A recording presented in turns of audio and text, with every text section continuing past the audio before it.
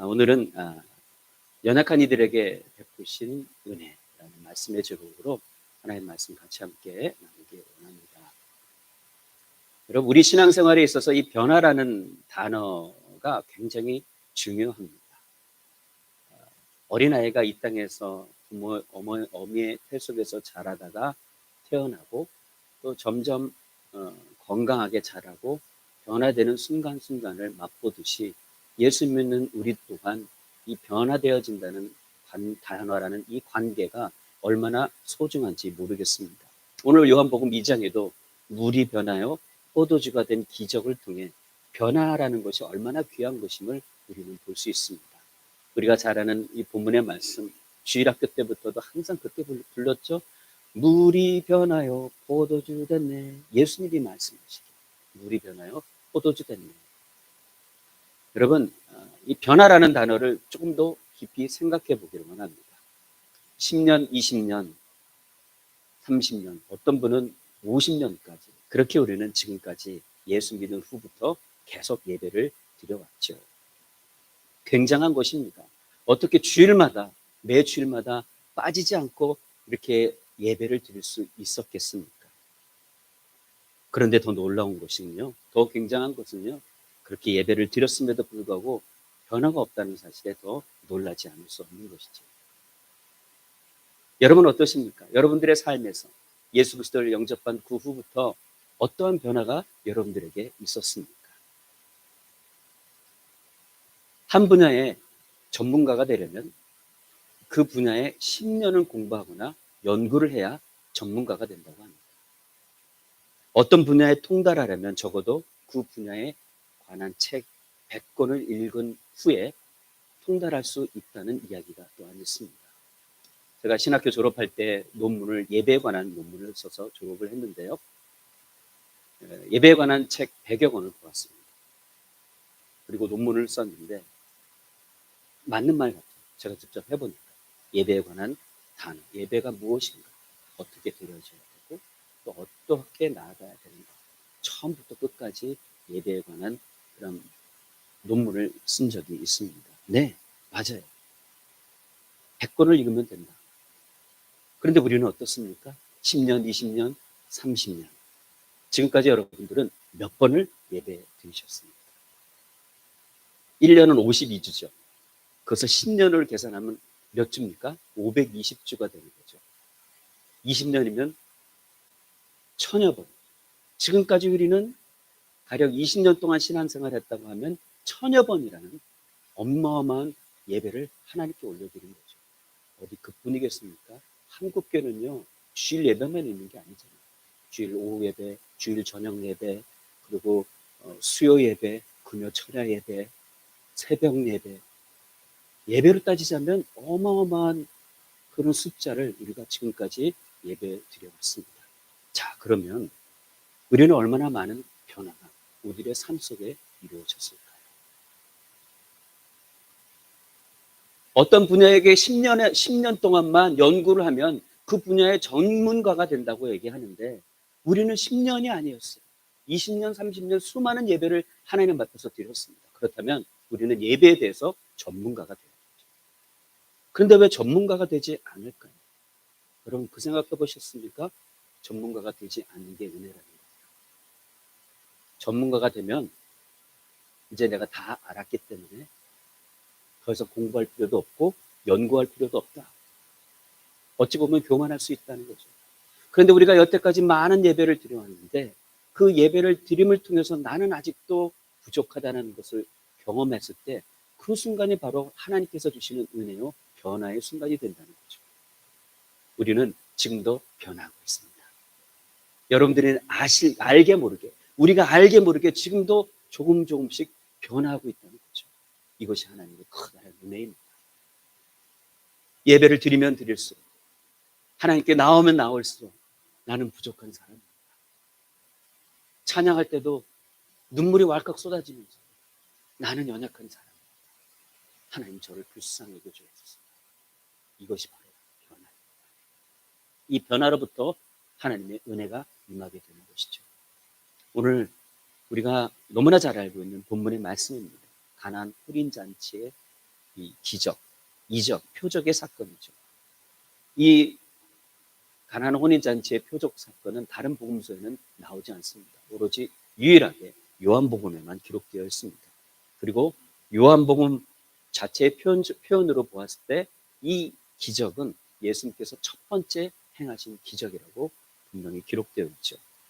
저는 오늘 예수님께서 행하신 이 기적을 통해서, 표적을 통해서, 또 등장하는 인물들을 통해서 우리가 어떤 믿음으로 이 땅에서 변화된 모습으로 살아가야 하는지를 함께 말씀을 통해서 나누기 원합니다. 예수님은 제자들과 함께 가나의 혼인 잔치에 초청을 받으시죠. 아마도 예수님의 가족이 혼인 잔치를 치르는 가족과 친밀한 관계에 있었던 것 같아요. 그런데 문제가 발생합니다. 3절의 말씀을 다시 한번 보시면 포도주가 모자란지라 예수의 어머니가 예수에게 이르되 저에게 포도주가 없다 하니, 포도주가 모자란 거예요. 잔치에 포도주가 떨어졌다는 것은 이제 더 이상 잔치를 할 수 없다는 의미가 되고, 그 당시에 포도주는 음식보다도 더 소중한 그러한 잔치에 없으면 안 될 아주 소중한 것이었습니다. 귀한 음료였어요. 포도주가 부족해서 혼인잔치가 실패하면 호스트한 그 가족이 동네 사람들로부터 비난을 받게 될 수도 있고 원망을 받을 수 있게 되죠. 그렇기 때문에 포도주가 떨어졌다는 것은 정말 아주 큰 문제에 직면하고 있다는 것을 볼 수 있습니다. 여러분, 표적, 기적은 언제 일어나는지 아십니까? 바로 문제에 직면하고 있을 때 일어납니다. 내가 어렵고 고통과 환경 가운데 있을 때 하나님은 일하십니다. 그 일하시는 것이 사람의 생각과 방법과는 전혀 다른 상상할 수 없는 방법으로 하나님께서 일하시는 거예요. 그것이 바로 하나님께서 오늘날 보여주시는 기적이 되고 표적이 되는 거죠. 이 가족, 신랑의 가족, 문제에 직면하였습니다. 그러나 그 문제를 통해서 예수님께서 움직이기 시작하십니다. 그래서 문제는 오히려 기회가 될 수 있는 거죠. 우리 크리스천들에겐 사람의 힘으로는 도저히 해결할 수 없는 상황 가운데서 믿음으로 예수 그리스도를 바라봤을 때 참된 하나님의 역사, 은혜를 경험할 수 있는 것처럼, 지금까지 우리가 하나님의 그 은혜로 살아왔던 것처럼 앞으로도 우리가 믿음의 눈을 들어 그 기적을 통해서 역사하시는 거룩하신 하나님의 손길을 경험하는 저와 여러분들이 되기를 바랍니다. 그래서 이런 말이 있어요. 인간의 끝은 하나님의 시작이다라는 것입니다. 인간의 절망은 하나님께서 하시는 기회가 된다는 말이 또한 있습니다. 네, 맞아요. 절망하고 좌절해봐야 하나님의 역사하심이 얼마나 큰지를 경험할 수 있게 되는 거죠. 야고보서 1장 2절에 내 형제들아 너희가 여러 가지 시험을 만나거든 온전히 기쁘게 여기라 라고 말씀하신 것도 일맥상통한 말씀입니다. 물론 시험이여 내게 오라 라는 사람은 없겠지만, 또 시험을 다 피해가고는 싶긴 하겠지만, 여러분 일단은 시험을 만난다면, 문제를 직면한다면 피할 수 없잖아요. 그렇다면 우리가 그 문제를 어떤 마음으로 받아들이냐? 바로 기뻐하는 마음으로 받아들이는 것이죠. 그래야 하나님께서 행하실 그 일들이 시작되게 된다는 것입니다. 예수님은 우리의 모든 것을 잘 알고 계세요. 그래서 어렵고 낙심되는 일이 있더라도 절망하거나 좌절해서는 안 됩니다. 예수 그리스도의 능력으로 우리는 그 문제를 이겨낼 수 있고 오히려 그 문제를 기쁨으로 받아들일 수 있기 때문입니다. 그때 예수님의 어머니 마리아가 예수님께 다가가서 그냥 포도주가 부족하다고 말을 합니다. 그 문제를 예수님께 가져간 것이죠. 이 포도주가 떨어졌다는 사실은 신랑도 알고 신랑 아버지도 알고 모든 그런 가족들이 다 알았겠죠. 왜냐하면 난리 난 거예요. 그냥 우리가 생각하기에 그냥 포도주가 떨어졌다라고 생각하는 문제가 아닙니다. 이제 잔치가 끝이 나는 거예요. 그래서 포도주를 구하기에 아마 사람들을 보냈겠죠. 그런데 그 잔치는 그 모든 사람들이 더 많이 마실 만한 곳이 포도주가 없었던 거죠. 그래서 어머니는 예수님께 부탁을 합니다. 그런데 예수님 뭐라고 말씀하십니까? 예수께서 가라사대 4절에 여자여 나와 무슨 상관이 있나이까? 내 때가 아직 이르지 아니하였다고 그렇게 말씀합니다. 여자여라고 하는 것은 어찌 보면 퉁명스럽고 거칠게 느껴지죠. 아니, 어머니한테 무슨 함부로 여자라고 말을 하나. 그런데 성경에 기록된 당시의 상황에 이 여자라는 뜻은 또 한국말로는 그 표현이 없답니다. 그래서 여자라는 것은 극존칭이에요. 어머니에 대한 극존칭의 표현이 바로 여자라는 표현입니다. 그래서 이 나와 무슨 상관이 있나이까, 내 때가 아직 이르지 아니하였다라고 말씀하신 것은 예수님께서 메시아로서의 구속 사역에 있어서 아직 시작이 되지 않는 그때라는 것을 모친인 마리아에게 말씀하고 계시는 거죠. 다시 말하면 어머니라도, 예수 그리스도의 모친이라도 그 모친된 그 권세로 하나님의 일을 자기 마음대로 어떻게 할 수 없다는 것을 보여주시기 원함이고, 또 가르쳐 주시기 원함이 된다는 것이죠. 그래서 5절의 말씀을 계속해서 봅니다. 그 어머니가 하인들에게 이르되 너희에게 무슨 말씀을 하시든지 그대로 하라 하니라. 이제는 예수 그리스도를 보고 포도주에 집중하고 있었던 그 마리아가 이제는 어떻게 합니까? 예수 그리스도를 보고, 예수 그리스도의 능력을 보고 하인에게 시키게 되죠. 무슨 말씀을 하시든지 그대로 하라. 예수님이 자기의 요구를 거절하는 것처럼 보이는 그때에 마리아는 확신을 가지고 있었습니다. 아, 이 상황이라면 내 아들 메시아로서 이 땅에 태어난 이 예수가 그 일을 능력을 보여줄 때라는 것을, 뭔가를 기대하고 있다는 거죠. 예수님께서 그 전에 어떤 큰 이적을 행하신 적이 없음에도 불구하고 마리아는 이렇게 예수 그리스도의 바라보고 그의 믿음을 하인들에게 보여주는 모습을 우리가 볼 수 있습니다. 이처럼 마리아는 예수님이 누군지를 알고 있었어요. 부족한 포도주 문제를 어떤 방법으로든지 능히 해결해 주실 분이 바로 예수 그리스도라는 사실을 알고 있었습니다. 만약에 예수님에 대한 믿음이 없었다면 물이 포도주로 변하는 놀라운 기적은 볼 수 없었겠죠. 이처럼 확신하는 그 믿음이 바로 예수 그리스도의 마음을 움직였습니다. 여러분, 믿음이 중요한 거죠. 절대적으로 신뢰하는 믿음을 통해서 놀라운 하나님의 은혜가 임합니다. 사랑하는 성도 여러분, 우리에게 예수 그리스도를 절대적으로 의지하는 믿음을 달라고 우리가 날마다 간구해야 합니다. 마리아처럼 우리는 예수님이 어떤 분이신지를 잘 압니다. 믿음은 아는 것에서 그치는 것이 아닙니다.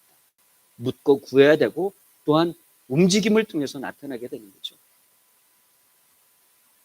마리아가 예수님께 포도주가 부족함을 알린 후에 하인들에게 예수님이 무슨 말씀을 하시든지 그대로 하라고 부탁을 합니다. 이는 순종을 말씀하는 건데요.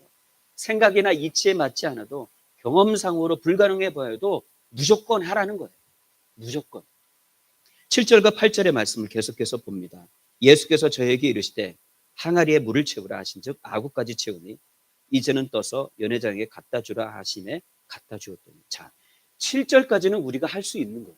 그렇죠? 항아리에 물을 채우라. 그 항아리는 어떤 항아리였습니까? 6개의 항아리였는데, 그 항아리는 유대인의 정결 예식을 치르기 위해서 항상 들어올 때 손을 씻거나 발을 닦거나 음식을 먹을 때 손을 닦는 정결 예식을 위한 물이 채워져 있는 항아리였습니다. 그런데 예수님께서 말씀하신 것을 보면 물이 채워져 있지 않는 것 같아요. 그렇죠? 그리고 그 항아리는 약 30갤런이나 되는 많은 양의 물이 채워져 있는 항아리였는데 6개. 근데 7절까지는 우리는 잘 알죠. 예수님께서 말씀하시면 네, 순종하겠습니다. 내 생각, 내 세상 돌아가는 이치 합리적이면 순종할 수 있습니다라고 물을 부면 붓겠죠. 근데 이게 두 번째가 문제예요. 8절의 말씀은 뭡니까? 8절에 이제는 떠서 연회장에가 갖다 주라 하니 갖다 주었다. 자, 이제 떠가지고 연회장에게 갖다 주라고 얘기하죠. 그러면 그냥 물을 갖다 주라는 의미가 아니죠. 포도주를 갖다 주라는 의미죠. 포도주가 없는데 물을 채우고 갖다가 주라. 자칫 잘못하면 미친 사람 취급당할 수도 있죠. 망신당할 수도 있고, 하인이기 때문에 매를 맞을 수도 있어요. 야, 이놈의 자식아, 지금 포도주가 필요한데 무슨 물을 떠오고 그래, 미쳤어? 그런 소리를 들을 수도 있습니다. 그러나 마리아가 하인에게 말한 것처럼 그 하인들이 전적으로 믿고 순종하고 그 물을 채우고 그 물을 떠다가 연회장에게 갖다 주었어요. 그래서 놀라운 일이 일어납니다. 물이 변하여 포도주가 됩니다. 그것도 보통의 포도주가 아닌 아주 최상급의 포도주였습니다. 연회장은 이 포도주가 어디에서 나는지를 묻습니다. 여러분, 누가 이 사실을 알고 있었겠습니까? 하인들이 알고 있었겠죠. 그들은 이미 알고 있었어요. 놀라서 아마 심장이 쿵쾅쿵쾅 뛰었을 것입니다. 그런데 어떻게 이런 일이 일어날 수 있을까? 그들은 믿고 행했더니 놀라운 기적이 일어나게 되고 그들이 경험하게 된 것이죠. 하인들의 믿음은 순종하는 믿음이었습니다. 순종하는 믿음이란 이성과 감정과 상식을 초월해서 하나님의 말씀을 의지하여서 실천에 옮기는 것을 말합니다. 여러분, 믿음은요, 반응이에요. 그 반응은 무엇으로 나타납니까? 순종으로 나타나는 거예요. 그냥 그들을 믿고 따르는 것입니다. 7절의 말씀은 우리는 잘할 수 있겠지만 8절의 말씀은 너무나 어려워요. 그런데 그럼에도 불구하고 해야 될 이유는 무엇입니까? 말씀하셨기 때문에 해야 되는 거죠. 그것이 여러분 순종이에요. 우리가 또한 주의 깊게 살펴봐야 하는 것은 물이 언제 포도주로 변했냐는 거예요. 잘 그런 걸 따지기를 원하잖아요. 하인들은 항아리를 물로 채우라 그랬을 때 아구까지 가득 채웠어요. 분명히 그때까지는 물이었습니다. 그러면 그 물을 떠다가 연회장에게 갖다 주었는데 그 중간에 언제 물이 변하여서 포도주가 되었어요. 오병이의 기적도 마찬가지입니다. 제자들이 오병이를 가지고 나눠줬을 때 언제 풍성하게 그렇게 많은 양으로 모든 사람들이 먹고 남게 되었을까? 말씀드렸지만 아마 제 생각에는 연회장 앞에 딱 봤을 때 그때 포도주로 변했을 거라고 생각합니다. 중간에 변하면 야 대단하다 하면서 갔겠죠. 그렇죠? 그런데 중간에도 하나도 안 변했을 거예요. 딱 연회장 앞에 갖다 줬을 때 그때 여러분, 이것이 믿음이요 순종이에요. 말씀드렸죠. 순종은 99% 순종하는 것은 순종이 아니라고. 100% 순종해야 순종입니다. 그런데 많은 사람들이 20%, 30%, 50%, 90%만 순종한 걸 순종이라고 얘기합니다. 그것은 불순종입니다. 그건 그 사람의 생각일 뿐이라는 거죠. 여러분, 이처럼 기적은 언제 일어날지 모릅니다. 하나님의 은혜는요, 언제 우리들 가운데 임할 줄 모릅니다. 처음에는 순종했더라도 중간에 바뀌게 되면 그 하나님의 은혜를 경험할 수 없는 거예요. 어느 순간에 물이 포도주로 변했는지 알 수 없는 거죠. 일단 끝까지 순종해 봐야 되는 거죠. 끝까지 용서해 봐야 되는 거죠. 끝까지 사랑해 봐야 되는 거죠. 그래야 하나님의 은혜, 하나님의 기적을 경험할 수 있게 되는 거죠. 조금만 순종하는 것이 아니라 끝까지 순종하는 믿음의 종들 되기를 바랍니다. 그 기적, 표적의 순간들을 그들은 보았습니다. 남이 경험해보지 못한 위대한 일을 눈앞에서 본 것이에요. 신비하고 비밀스러운 일을 그들이 경험한 후에 돌아오는 것은 무엇이었습니까? 기쁨이었겠죠. 예수 그리스도의 그 표적, 기적을 경험한 사람들은 큰 기쁨을 가지게 됩니다. 그 기쁨은 하인들만 누렸던 것이 아니에요. 마리아도 누렸겠죠. 이제 내 아들 예수가 메시아로서의 그 사역을 시작되죠. 이성과 상식을 초월해서 나타나는 그 표적의 기적들이 바로 하나님의 은혜를 경험할 수 있게 되는 거죠. 만약에 하인들이 말도 안 된다며 불순종했다면 이 기적은 일어나지 않았을 것이죠. 말씀에 순종하기 위해서는요, 이유가 없어요. 토를 달지 마요. 이유를 달기 시작하면 그때부터 순종은커녕 기적만을 원했던 사람들죠. 내 유익을 위해서 말씀을 사용하게 될지도 모릅니다. 불가능을 가능케 하시는 예수 그리스도의 기적은 연약한 사람들에게 베푸신 은혜였습니다. 여러분, 우리의 인생의 전부가 기적 아닌 기적이 없잖아요. 모두가 하나가 다 기적이잖아요. 이렇게 모여서 예배하는 것도 기적입니다. 숨을 쉬고 밥을 먹고 나도 알게 모르게 눈을 깜빡깜빡 거리는 것도 기적입니다. 예수 믿지 않는 사람들은 이것을 기적이라고 얘기하지 않습니다. 평상시에 흔하게 우리가 하는 일이기 때문에 기적이라고 얘기하지 않아요. 그러나 예수 믿는 사람들은 어떻습니까? 조그만 것 하나까지도 기적이라고 말합니다. 왜냐하면 나는 연약하고 부족하고 죽어 마땅한 존재임을 알기 때문에. 그래서 내가 먹고 마시고 건강하고 운전하는 것, 함께 교제하고 나누고, 이 모든 것이 하나님의 은혜라고 고백할 수 있는 것입니다. 여러분, 그 생각해 보셨어요? 나도 예수님께서 만드신 포도주를 한번 마셔보고 싶다. 여러분, 연회장이 얘기했잖아요. 이 포도주는 자기가 먹어본 포도 중에 가장 최상급이라고요. 연회장 지가 아무것도 안 했는데 하나님의 은혜를 받은 거예요. 그렇죠? 거기에 참석한 모든 사람들은 이 세상에서 맛볼 수 없는 놀라운 포도주를 맛본 겁니다. 누구 때문에? 믿음으로 순종한 사람들. 여러분, 우리가 믿음으로 순종하며 나아갈 때 우리를 통해서 예수 믿지 않는 사람들도 하나님의 커다란 은혜를 받습니다. 여러분, 우리가 말씀을 따라 순종하며 나아갈 때 우리뿐만이 아니라 우리 가족뿐만이 아니라 우리가 만나는 모든 사람들이 하나님의 큰 은혜를 받게 되고, 결국 어떻게 해야 합니까? 그들이 하나님께 영광을 돌립니다. 이것이 믿음의 사람의 모습이라는 것을 우리는 분명히 기억해야 합니다. 그리고 11절의 말씀 다시 한번 보겠습니다. 예수께서 이 처음 표적을 갈릴리 가나에서 행하여 그 영광을 나타내시며 제자들이 그를 믿으니라. 이 처음 표적을 갈릴리 가나에서 행하여 그 영광을 나타내셨다. 이 기적, 여러분, 사람들은요 흔히 기적을 보면 잘 믿게 될 것이라고 생각을 합니다. 제가 여기서 갑자기 뿅 사라졌다가 저쪽 구석에서 나타나게 된다면 사람들이 잘 믿을 것이라고 생각해요. 그렇겠죠? 제가 막 여기 뛰어서 헐헐 날아다니면 와, 그것을 보고 사람들이 예수 그리스도를 잘 믿을 것이라고 일반적으로 그렇게 생각할 수 있습니다. 정말 그럴까요, 여러분? 여기 누워있는 사람이 벌떡 일어나면, 병자들이 벌떡 일어나면 그 기적을 보면 모든 사람들이 믿을까요? 아니에요. 인간이란 이렇게 악한 것입니다. 예수님께서 그렇게 하늘나라에 대한 기적을 보여주셨고 표적을 보여주셨고 심지어 죽은 나사로까지도 살려주셨던 그 기적을 보았음에도 불구하고 결국 예수 그리스도를 따르던 모든 사람들이 예수 그리스도를 배반했습니다.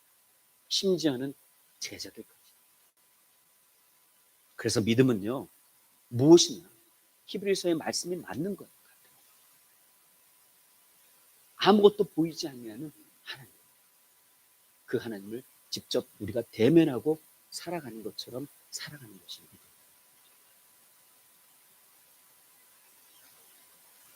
흔히 기적을 보면 확실한 믿음을 갖게 되리라 생각합니다. 그러나 이스라엘 민족들은 어땠어요? 출애굽한 후에 매일매일 기적을 보면서도 하나님을 배반했습니다. 베드로는 물 위를 걷는 놀라운 기적을 체험하면서도 눈에 보이는 파도 때문에 바로 예수님께서 옆에 계심에도 불구하고 그 물에 서서히 빠졌습니다. 예수님을 따르는 수많은 사람들도 기적을 체험했어요. 그런데 모두가 예수님을 믿은 것이 아니었습니다. 오히려 대적하는 사람들이 더 많았어요. 3년이나 기적을 보고 들은 가룟 유다 역시 예수 그리스도를 배반합니다. 그렇다면 하인들과 신랑은 어떻게 됐습니까? 그 후에는 그들이 어떻게 됐다는 말씀이 기록이 없어요. 분명 놀라운 기적을 눈앞에서 보았는데 그들은 어디에 있었을까? 하인들은 분명 베드로와 같이 예수 그리스도의 앞에 무릎을 꿇고 자기 자신은 죄인이라고 고백해야 하는 것 아니었을까요? 신랑은 어땠을까요? 그 기적을 분명히 보고 있었어요. 나도 모르게 이런 일들이 벌어졌습니다. 누구 때문에? 저기 있는 젊은 저 청년이 이야기했기 때문에. 그렇다면 그 상황에서 어떻게 행동해야 됐을까요? 당연히 나아가서 메시아, 내 구세주여라고 고백을 했겠죠. 그러나 전무후무한 놀라운 역사, 기적, 표적이 일어났음에도 불구하고 전혀 예수님에 대한 관심이 없었습니다. 그저 그들은 잔치가 망가지지 않은 것만을 놓고 기뻐했을 겁니다. 그들은 모두가 기적을 일으키시는 예수님보다는 그 기적 자체에 초점을 맞추고 있었다는 거죠. 마태복음 16장 1절부터 4절에 이렇게 말씀합니다. 바리새인과 사두개인들이 와서 예수를 시험하여 하늘로서 오는 표적 보이기를 청하니 예수께서 대답하여 가라사대 너희가 저녁에 하늘이 붉으면 날이 좋겠다 하고 아침에 하늘이 붉고 흐리면 오늘은 날이 굳겠다 하나니 너희가 천기는 분별할 줄 알면서 시대의 표적은 분별할 수 없는 악하고 음란한 세대가 표적을 구하며 요나의 표적밖에는 보여줄 표적이 없느니라 하시고 저희를 떠나가시니라. 요한복음 6장 26절에 예수께서 대답하여 가라사대 내가 진실로 진실로 너희에게 이르노니 너희가 나를 찾는 것은 표적을 본 까닭이 아니요 떡을 먹고 배부른 까닭이다. 놀라운 말씀이죠. 표적을 보고 예수 그리스도를 찾아야 되는 거예요. 예수님께서 왜 표적과 기적을 행하셨습니까? 하나님 나라의 풍성함이 어떠한가를 보여주시기 위해서. 하나님의 나라는 이러한 것이다. 나를 통해서 하나님의 나라가 이미 시작됐고 도래했다는 것을 보여주시기 위하였죠. 불쌍하고 연약하고 죽을 수밖에 없었던 그들을 위해서 이 땅에 오셨다는 것을 표적과 이적과 기사를 통해서 알게 하기 위해서 이 땅에 오셨다는 거죠. 그런데 그들이 그 표적을 보고 예수 그리스도를 찾은 것이 아니라 그 이적을 보고 예수 그리스도를 찾은 것이 아니라 그것을 통해서 갖게 된 결과로 그들이 배가 부르고 떡을 먹고 이제 인생에 새로운 희망이 생겼다라고 말하고 예수님을 떠나가는 그런 모습밖에 남지 않았다는 거죠. 만약에 이처럼 우리가 필요한 그 무언가를 채우기 위해서 기적을 바라고 하나님의 은혜를 바란다면 아무리 예수님께서 전무후무한 기적을 보여주신다고 하여도 믿음은커녕 더 많은 기적과 이적만을 바랄 뿐이라는 거죠. 여러분 변화는요. 내가 누구인지 알 때 시작합니다. 내가 어떤 존재인지를 알고 그리고 내가 누구를 의지해야 하는가를 바로 알 때 시작됩니다. 하나님의 기적이 없기 때문에 믿을 수 없다는 것은 바보 같은 이야기입니다. 믿음의 눈으로 바라보면 하나님의 기적은 도처에 있습니다. 하나님의 은혜는 곳곳에 있어요. 우리가 믿음의 눈으로 하나님의 은혜를 찾기 시작하면 정말 말로 표현할 수 없는 엄청난 하나님의 은혜가 곳곳에 있다는 것을 발견할 수 있습니다. 믿음은 바라는 것들의 실상이요 보지 못하는 것들의 증거. 하나님의 기적이 문제가 하나님의 기적, 하나님의 은혜가 없는 것이 문제가 아니라 우리의 믿음의 눈이 없는 것이 문제입니다. 11절의 말씀 다시 한번 봅니다. 예수께서 이 처음 표적을 갈릴리 가나에서 행하여 그 영광을 나타내심에 제자들이 믿으니라. 이 표적이란 말은 예수님을 메시아로 알리는 신령한 증표라는 뜻입니다. 그래서 그 영광을 나타내셨다는 것은 이제 예수님께서 이 땅에서 메시아로서의 사역을 권능을 나타나셨다라는 의미가 되는 거예요. 물을 포도주로 바꾼 이 놀라운 사건을 통해서 이제 예수님이 자기 스스로가 질적 변화를 일으키시는 창조주 하나님이심을 사람들 앞에 드러내셨다는 의미가 바로 표적이고 영광 받으셨다는 의미가 되는 거죠. 이 사건으로 제자들은 예수님께 창조주의 영광이 있음을 알게 됩니다. 이처럼 예수님의 기적은, 예수님의 표적은 하나님의 아들이 되고 창조주의 영광을 가지신 분이라는 것을 알리는 데 목적이 있습니다. 만약에 우리가 이 사실을 믿기만 하면 우리의 삶에 표적, 기적 필요 없죠. 다른 어떤 것도 구할 필요가 없는 것입니다. 왜냐하면 온 우주 만물을 지으신 분이 우리 그리스도, 내 주인 되십니다. 요한복음 20장 30절 31절에 예수께서 제자들 앞에서 이 책에 기록되지 아니한 다른 표적도 많이 행하셨으나 오직 이것을 기록하면 너희로 예수께서 하나님의 아들 그리스도이심을 믿게 하려 하며 또 너희로 믿고 그 이름을 힘입어 생명을 얻게 하려 함이니라. 아멘. 오늘날의 기적은요, 예수님을 아는 거라고 말하고 싶습니다. 예수님을 영접한 것 그 자체가 기적이라고 말하고 싶습니다. 그러나 이 기적은 우리가 일상적으로 상상하는 기적이 아닙니다. 감추어졌습니다. 내가 예수 믿어도 믿지 못하는 사람이 많습니다. 그런데 이것 예수 그리스도를 바로 믿게 된다는 그 자체가 기적이 되고 하나님의 자녀가 된 그 기적을 우리가 누리고 살아가고 있습니다. 하나님을 믿지 않는 자들에게 기적이라는 단어가 필요한 것이고요. 하나님을 믿는 자들에게는 하나님의 전능하심을 믿기 때문에 이제 기적이라는 단어가 우리들에게 필요가 없습니다. 그저 하나님의 은혜로 받고 그 풍성한 하나님의 역사하심을 경험하고 그리고 하나님의 자녀로서 이 땅에서 온전히 살아갈 뿐이죠. 예수 그리스도의 표적은 하나님의 영광을 위한 것이고 믿음을 위한 것이었습니다. 지금도 우리는 예수 그리스도의 인도하심과 역사하심을 경험하고 있습니다. 기적의 모든 것은 하나님의 영광을 위한 것입니다. 우리가 이 땅에 살아가는 그 모든 것은 하나님의 영광을 위한 것입니다. 바로 우리들에게 은혜를 베풀어 주시는 것은 바로 우리들의 믿음을 위한 것임을 기억하시고, 이번 주도 예수님과 함께 동행하심을 통해서 예수님의 능력이 우리의 능력이 되고 예수 그리스도의 주시는 커다란 생명의 역사가 우리들의 생명의 역사가 되어서 우리 아버지 하나님을 기쁘시게 하고 내가 가는 모든 것이 하나님의 영광이 되는 귀한 믿음의 종으로 나아가시는 거룩한 하나님의 백성들 되시기를 간절히 축원합니다. 말씀을 맺겠습니다.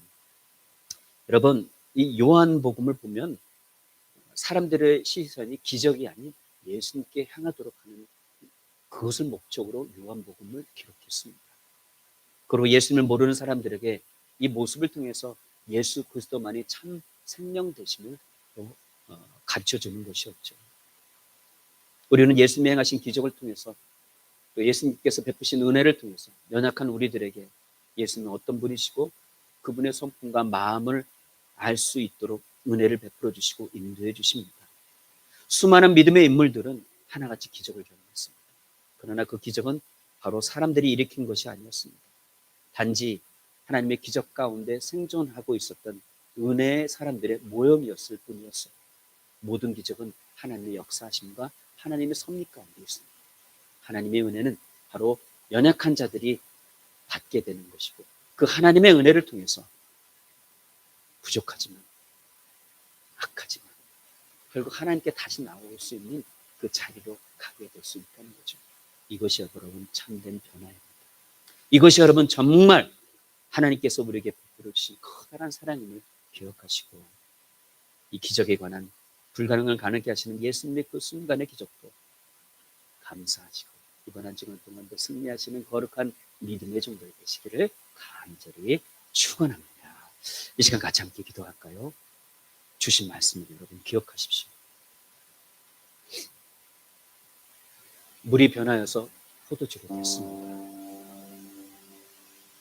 요한은 그 사건을 하나님의 영광이 나타나는 것으로 정의하고 있습니다.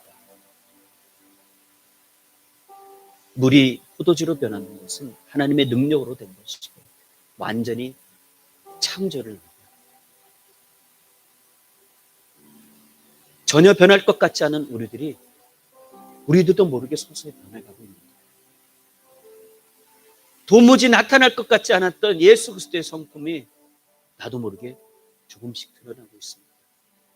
하나님의 다스리심과 만져주심의 재창조의 역사가 우리들 안에서 계속적으로 일어나고 있는 것이죠. 여러분, 우리의 포커스는 주님이 되어야 합니다. 포도주가 아닙니다. 행복과 만족이 아닙니다. 그런 것들은 주님과 아무런 상관이 없어요.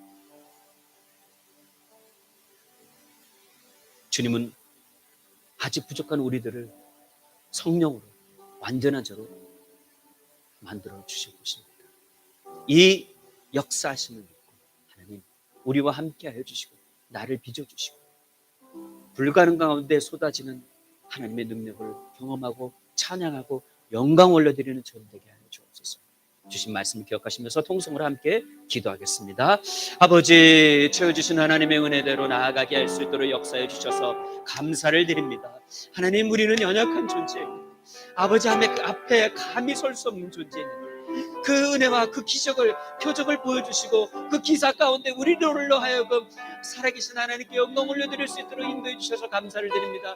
하나님, 저희들 장중에 붙들어 주심을 감사합니다. 아버지 하나님, 우리 가운데 알게 모르게 조금씩 변화되는 그 모습이 얼마나 큰 은혜가 되는지요. 아버지라고 부를 수 있는 이 입술의 고백조차도 감사합니다. 하나님, 어딜 가든지 하나님과 동행하게 해주시고 살아계신 하나님의 역사하심을 경험할 수 있는 거룩한 하나님의 종들 될 수 있도록 아버지 역사해 주옵소서. 연약한 이들에게 베푸시는 그 은혜가 하나님 하나하나 모든 순간순간마다 경험되어지고 또 누릴 수 있도록 하나님 우리 성도들 붙들어 주시고 역사하여 주셨기만을 소원합니다.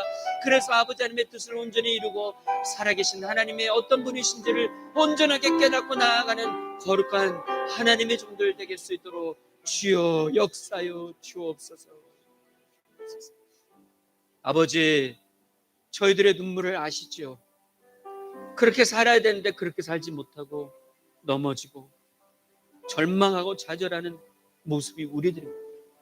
그럼에도 불구하고 우리가 다시 일어설 수 있는 것은 우리를 꼭 붙들고 계시는 그 하나님의 거룩하신 손길 때문입니다. 아버지, 감사합니다.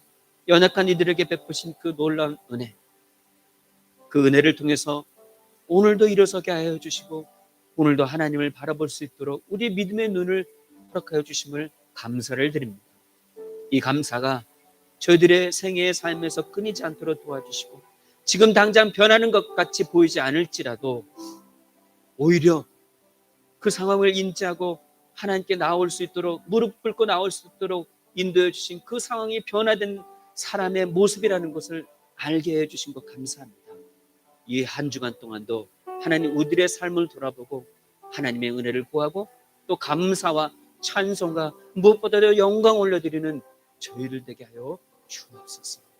다시 한번 귀한 말씀 저에게 허락하여 주심을 감사하며 예수님의 이름으로 기도드리옵나이다. 아멘. 같이 함께